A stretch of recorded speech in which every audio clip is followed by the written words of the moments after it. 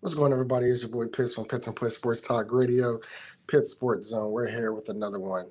Tuesday chat, Coach Bernard Clark Jr. Through the eye of the tiger. What's going on, Coach? Not much, man. How you doing this morning, Pitch? I'm blessed, man. I can't complain. I'm blessed. I woke up this morning. Absolutely. Always a good thing. Always a good thing. So here we are. Bye's over. You know, um, got to rest and watch some football on Sunday. Well, at least did you try to rest and watch football on Sunday? I did absolutely nothing on Sunday. I don't know if I watched football. I think I watched Harlem, Godfather of Harlem with my man Forrest Whitaker. Forrest Whitaker. I was flipping back and forth. I just like I was telling you, I don't know if I can watch a full game of football. Like I watch University of Miami. You know, I'm always gonna watch them. You know, that's the other team I tell people I root for. I root for two teams: the one that pay my bills and the University of Miami. Other than that, I watched all of that game to check them out. But other than that, I kind of flipped through the channels on Sunday and Saturday. Okay, so Saturday didn't really do much. Tout the day off. That's it, man. Went and had some wings, like I told you. Went and relax a little bit, smoked a cigar, and just chill. That's all I did. So here we are. Yesterday, practice was the first day of practice. Since we have it's back to usual. We got a game this Saturday against Tennessee Tech. So, how was the walkthrough yesterday? How was the preparation? How was the energy of the players? Actually, I thought the energy was outstanding, to be totally honest with you. We practice at nighttime. You know that on Mondays. We practice at night at 7 o'clock.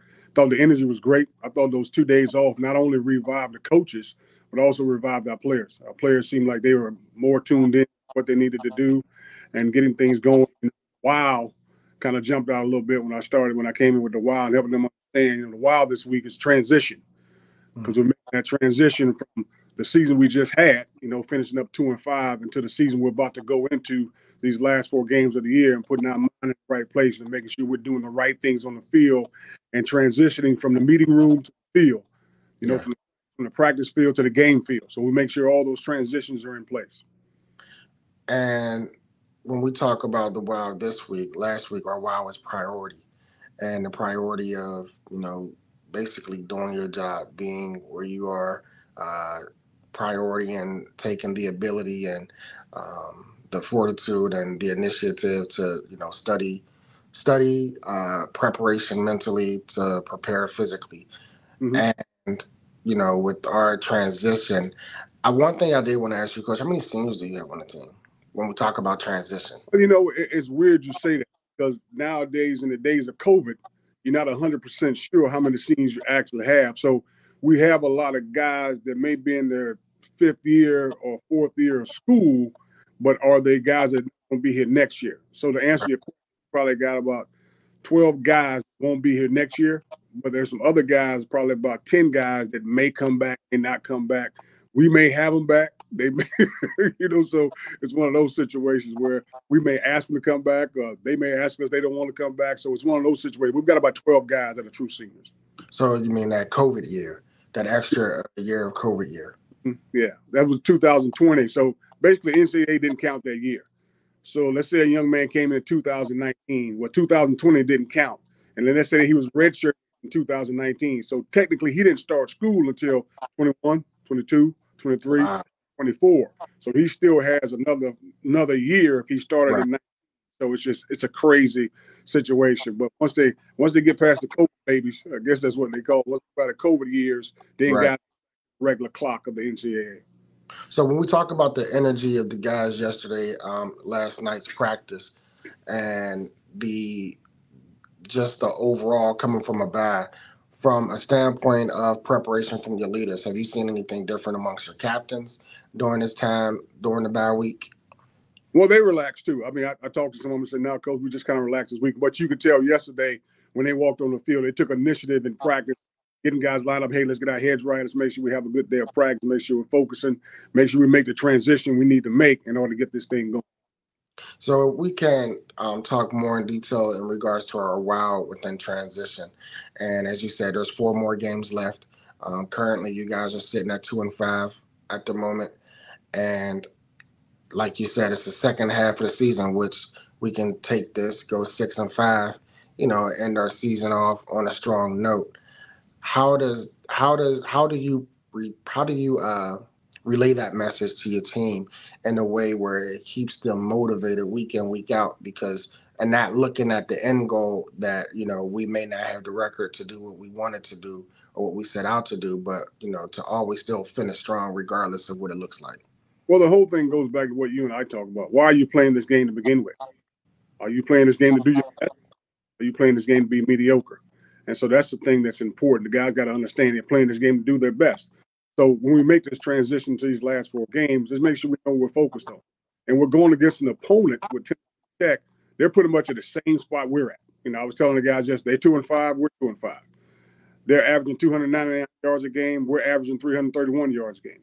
They're giving up 10 points a game. We're averaging 23 points a game. Defensively, they're giving up 300 some yards, and we're giving up 300 some yards. So as far as being evenly matched, we're evenly matched when it comes to that. The thing I'll tell you about this team, they know they're 2-5. They have one of the best defensive lines I think we've faced this year so far. Their defensive line is nations, especially the interior guys. I'm not talking about just the first team guys, also the second team guys. And Mm, what they also have is they have uh, two outstanding running backs who are great players, who've done a great job, who gets after it and very strong and do a lot of good things. So this is a good football team that's kind of teetering on going this way or going this way. We want to make sure when we hit this game and we make this transition.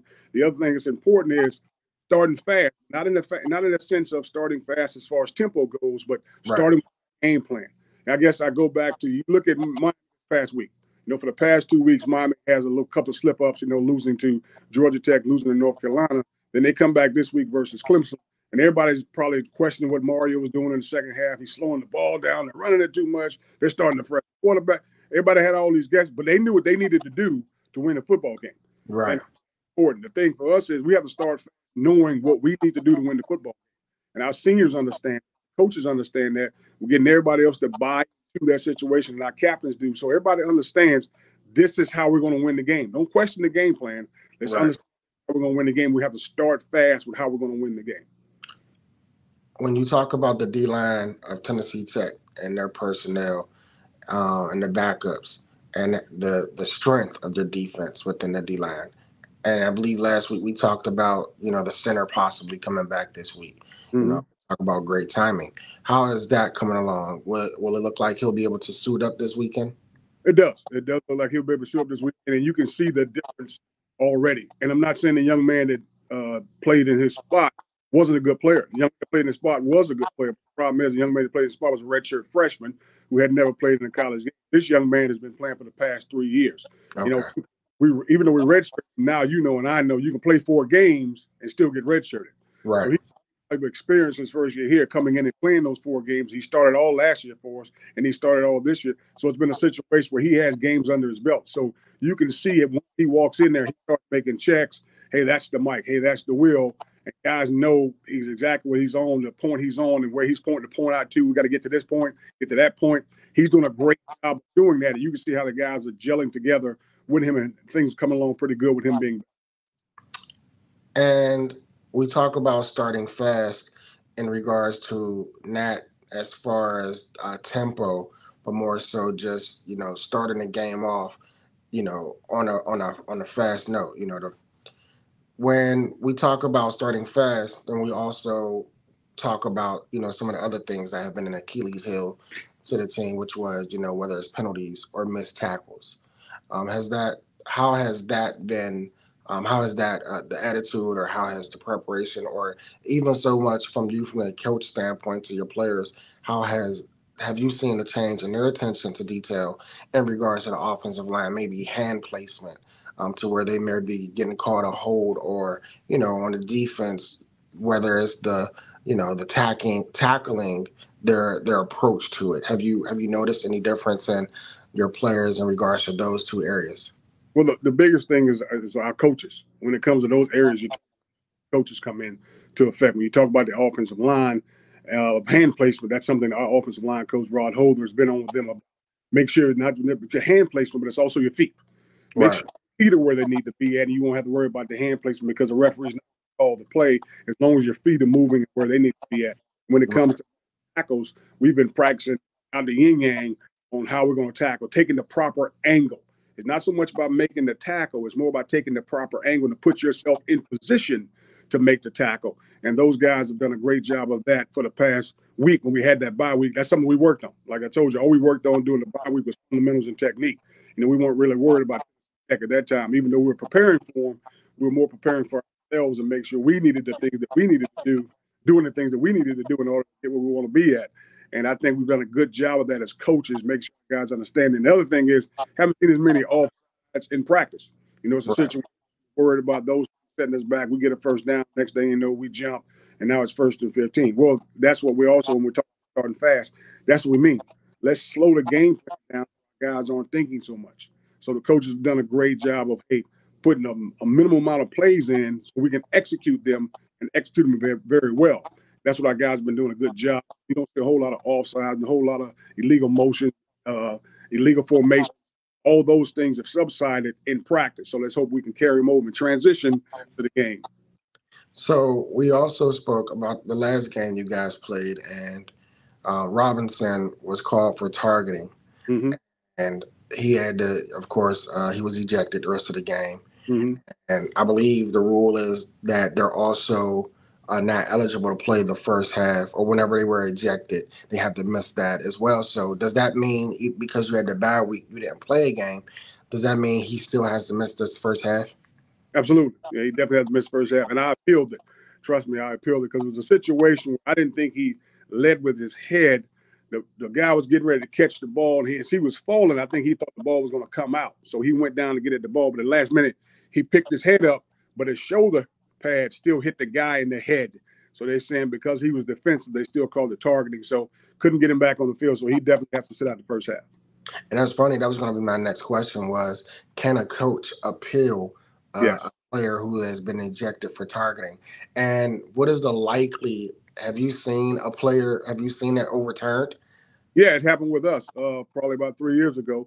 We were playing against a team, LIU. We were playing against a team and went down Long Island University, and one of our guys got called with a targeting, and they reviewed it during the game, still said it was targeting, and then I appealed it, and went to the guy, and the guy that said it was targeting on that Saturday, he called me after he reviewed it and apologized. Coach, I totally apologize. Young man did not target him. He can play this week. Not an issue at all.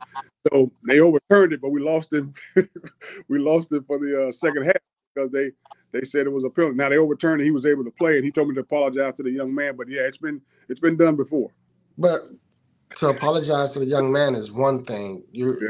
The impact of what you're doing of removing a player. Obviously, he's on the field for a reason. So when you take that player away, Yeah. I don't think um, an apology is sufficient because you reviewed it. Mm-hmm. Called. It's an automatic review play. So Mm-hmm. you reviewed it and you still stood by it. Yeah. So in that moment, it's like don't wait till after the game to now be like, I made the wrong call. I'm sure there got to be a protocol where they can be like, you know what, I think we got this wrong.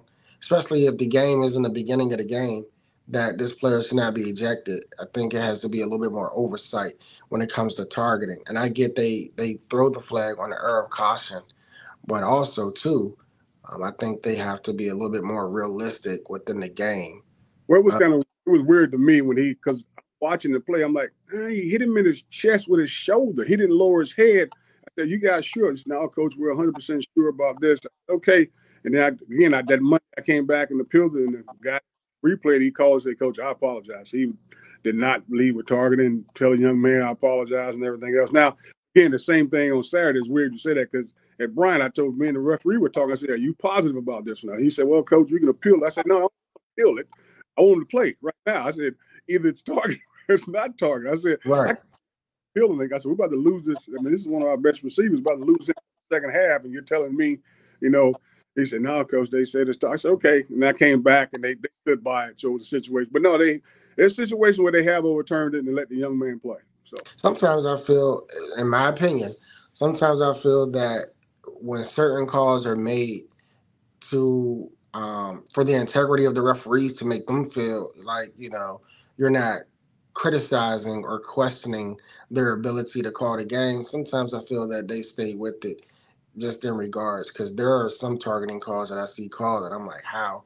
And I get it. They say they don't want you to hit them with the crown of the. You can't hit with the crown of your helmet. You can't hit in the above the head or neck area. And I just think that sometimes these rules are getting out of hand. Like, if a defensive lineman is rushing a quarterback and he goes to swat at the ball, but he makes contact with the neck and head area of the quarterback, Right. that's a personal foul, automatic 15 yards. I just don't agree with that. Well, I'm with you because you and I'm a defensive guy big time. So whenever things, so like, even with the pass interference with me, sometimes it's ridiculous. I'm like, so how can you call holding on the DB, but you don't call holding on the offensive lineman when he's pulling the defensive end to the ground? So those things are subject. And I had a buddy, like I said, I had a buddy of mine say, when things don't go right for the defense, they adjust it. When they don't Right. go, they so make sure, because and I know offenses put butts in the seats. That's what it boils down to. People want to see how games and get where you need to be at, and defenses, win championships. That's what it boils down to. If you keep people from scoring, that's how you win games. That's what it boils down to. Do you have a check coach, one of those gentlemen like Sean McVay and them that help keep your composure when you're ready to go off on a referee? Now, because I don't, I can pretty much, like I told you, I try to keep my composure more like Tony Dungy. So I'm more laid back. I know when I'm getting out of hand. I've only been a few times where I've just snapped on the referee because I just thought it was an absolute ridiculous call. And Right. it's, the thing is, the biggest thing for me is because my voice is so loud and we're in smaller stadiums, everybody hears me.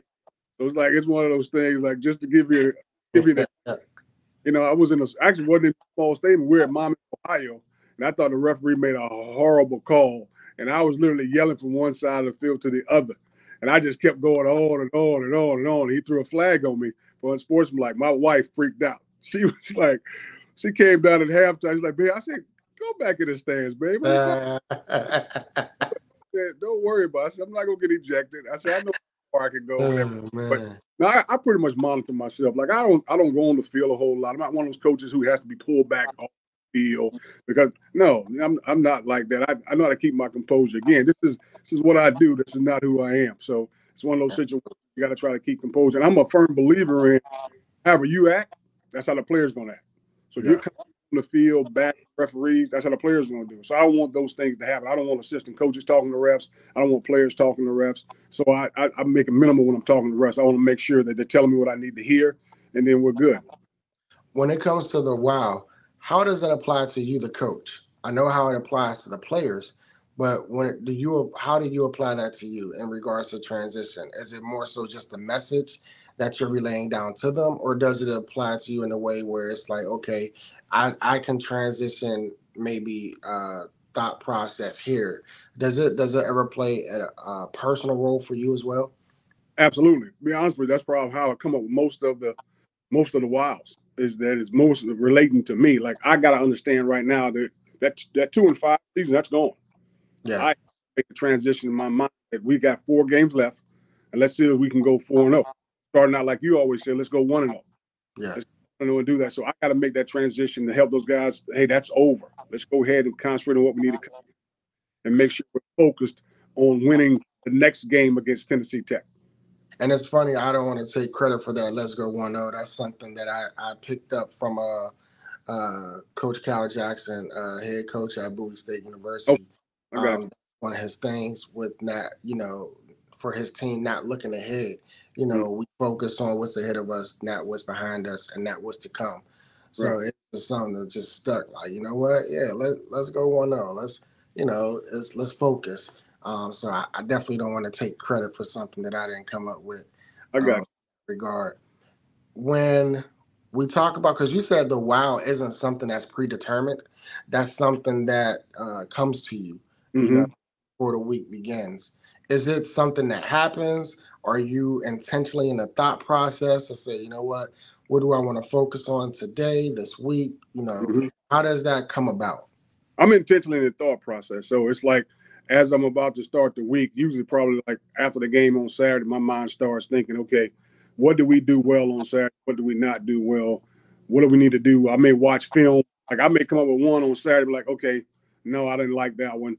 and so we got to go here with this. Because I may start out with like at one point I think I started out with lifestyle. I was like, that one didn't really fit with what's going on, and then I got into okay transition because we're making a transition from the first half of the season to the second half of the season, or should I say the last 4 quarters of the season, and make sure we're staying focused there. So I started looking at the last 4 games, last 4 quarters. I started looking at the last game, 2-5's over. We got to see if we can go 1-0, continue to do that. Well, that's all a transition. Last week we had a priority going on. Let's see if we can take those priorities that we and let's transition them to the classroom. Let's transition them to the field. Let's transition to the game. So, every play matters, so each play, each game. So make sure we're doing that. But those are all transitions. Can Right. I, through what I went through, be upset about what happened and now make a transition of changing my mind and understanding, hey, that's light at the end of this tunnel. Let's go and see if we can get things going. What is the focus for the next coming days in regards to practice pertaining to our wow? Well, obviously, when it comes to transitioning, it's going to be about what I just said, being able to do what we feel very comfortable doing at a fast pace. Defensively, we're not going to try to do a whole lot. We're not going to do a whole lot because, like I told you before, we finished the last 2 games with redshirt freshmen playing at safety. So we got to figure out, okay, if the other guys aren't coming back, what do these guys do well? So we Right. got to. That's the most important thing is figuring out on our team, and you do that all year long. But right now in the crucial stage, you start figuring out, okay, we don't do that too well. This is what we do well. So Right. making sure we're doing what we do well at a fast pace, so we can play fast without thinking. So that's the most important thing when we're talking about transitioning, making sure we're doing what we do. And this week against Tennessee Tech, you talk about so they have two good running backs. They have a good interior D line. I want to focus on, even though Robinson's not playing, he's a spark. Mm-hmm. That's added piece when it comes to the second half. Mm-hmm. But in regards to the running backs, the running backs back committee, you guys are still averaging 330 yards a game despite the record. Right. So it's saying that there is success and we are successful. I just want to notate that in being successful, it's those things that, bring the success rate and makes it look lower than what it is. And we talked about the penalties and things of Mm-hmm. that. So when you have penalties, it takes you away from being able to put the points on the board that go along with the yardage that you guys are able to pick up. And I think this week, I know it's always good to have fresh legs in a long season because the season is long regardless. Right. And so looking forward to seeing how the guys bounce back to Tennessee Tech off the bat, seeing their energy, seeing how they respond, and just seeing how they contribute the wow into the transitional play of how they prepare, not just mentally, but then also transitioning it to their physical ability on the field and putting that package together. So I'm looking forward to it, Coach. Um, Bobby Moe is going to be jumping this week. I already know. Plus the temperature's going down, so you getting that real good Pittsburgh football now. Yeah, that's what people tell me all the time. Hey man, it's football weather. You keep forgetting I'm from Florida. If it ain't 80 degrees, it ain't football weather to me. So Listen, listen, you give me 3 degrees with a -2 wind chill factor with some snow. We I having a ball. I hear you. Well, we got some Southern guys coming up, so let's see if this cold affects them in any kind of way that they can. But again, man, we're excited about it. Like you said, I'm ready to transition into these final games of the season. See if we can go 1-0, getting our mind set on the right place, getting our mind set in the right place, and making sure we're going forward and playing fast and playing together as a team. So let's go, Bobby Moe, and get this thing done. Let's get it. You heard it here first. You heard it here from his mouth directly. Coach Bernard Clark Jr., head coach, Robert Morris University. It's going down every Tuesday, Thursday, and Saturday with your boy Pitts from Pitts and Push Sports Talk Radio, Pitts Sports Zone, Bowie TV. You can catch all these episodes pre-recorded live on Tuesdays and Thursday at 5:30 on Comcast Channel 77, Verizon Channel 11. Talk to you Thursday. Let's go, Bobby Moe. Let's do it. Peace.